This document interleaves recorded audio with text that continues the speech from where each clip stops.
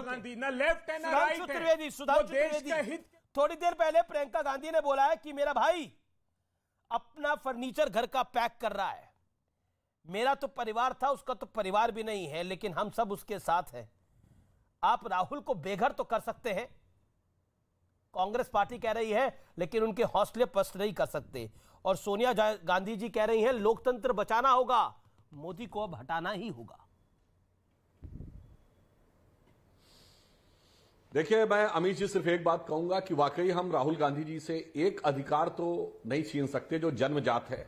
वो दुनिया के सबसे बड़े राजतंत्र जिसने लोकतंत्र का आवरण ओढ़ रखा है, उस परिवार खानदान के वली अहद सल्तनत है। ये उन्हें जन्मजात प्राप्त है। शेष सारे अधिकार जनता देती है, और जब तक जनता के मनोभावना के अनुरूप कार्य होता देती है, और उसके उपरांत वो एक हाथ से देती है, दुनिया 100 हाथों से ले लेती है।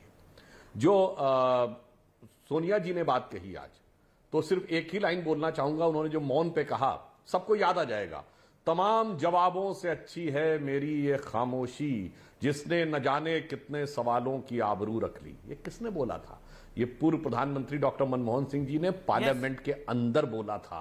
किस पे बोला था? विपक्ष के सवालों पर बोला था। यानी पूरी सरकार को मौन रखने का काम जिन सोनिया गांधी जी ने किया, सरकार के मुखिया को मौन रखने का काम जिन्होंने किया, वो आज कहते हैं कि किसी चीज का जवाब या किसी भी चीज का वो क्यों नहीं मिल रहा है। इसलिए हम सिर्फ ये कहना चाहते हैं कि जो बातें कांग्रेस के हमारे मित्र कहना चाहते हैं, राहुल गांधी जी सेंटर फॉरवर्ड, बस एक लाइन कह दूं, सेंटर फॉरवर्ड खेल रहे हैं। नहीं अमित जी, राहुल गांधी जी हिट विकेट खेल रहे हैं। और कैसा hit wicket? Normally hit wicket में आदमी एक स्टंप गिराता है, यहां 3-3 स्टंप गिराए ले रहे हैं। अगर सुदूर उत्तर में जाइए तो गुलाम नबी आजाद साहब, सुदूर दक्षिण में आइए तो ए.के. एंटनी के बेटे अनिल एंटनी, यानी ऑफ और लेग स्टंप गया, और मिडिल स्टंप में शरद पवार साहब।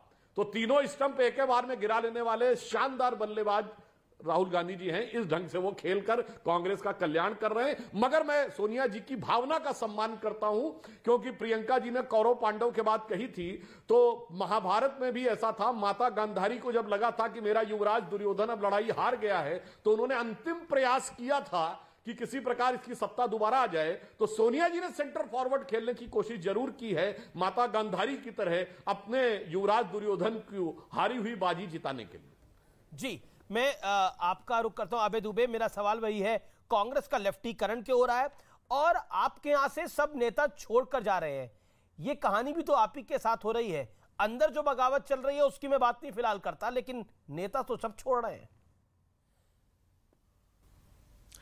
अमीश देवगन जी, ये सब जो सत्ता के अतिथि कलाकार हैं, वो सिर्फ सत्ता के आकर्षण में और जांच एजेंसियों से बचने के लिए जो घेरा जा रहा है मोदी सरकार द्वारा। मुझे पूछकर बताइए सुधांशु त्रिवेदी जी से, जो भाजपा गुलाम नबी आजाद साहब पर रोशनी एक्ट में 25,000 करोड़ रुपए का आरोप लगाती थी, जो 2020 10वें महीने में सीबीआई को केस सौंप दिया, उस पर अभी आरोप लगाएंगे कि नहीं लगाएंगे?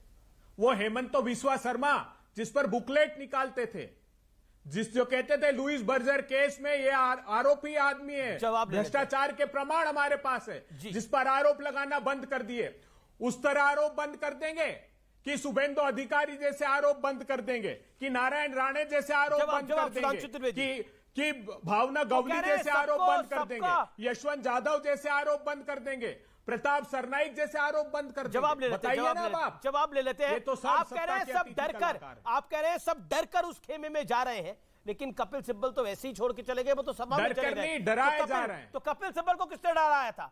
कपिल सिब्बल समाजवादी पार्टी में क्यों गए? उनको किसने डराया था? गुलाम नबी आजाद तो बीजेपी के साथ नहीं गए, उन्होंने पार्टी क्यों छोड़ी?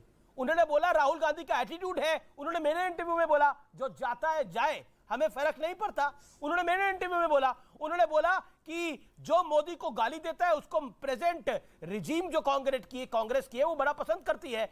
इंदिरा जी और राजीव जी ऐसा नहीं करते थे। रामेश देवगन जी, सबसे पहले ये आरोप गुलाम नबी आजाद साहब ने लगाया था। फरवरी 2018 में गुवाहाटी की प्रेस कॉन्फ्रेंस देखिए 2018 की गुलाम नबी आजाद साहब। एक सेकंड, सबसे पहले उन्होंने कहा था कि भारतीय जनता पार्टी ने भ्रष्टाचार का अंतर्राष्ट्रीयकरण कर दिया। गुलाम नबी आजाद तो बीजेपी में नहीं गए। मेहुल चोकसी, नीरव मोदी, विजय माल्या नाम लेकर आरोप लगाया था। गुलाम नबी आजाद और कपिल सिब्बल तो बीजेपी में नहीं गए।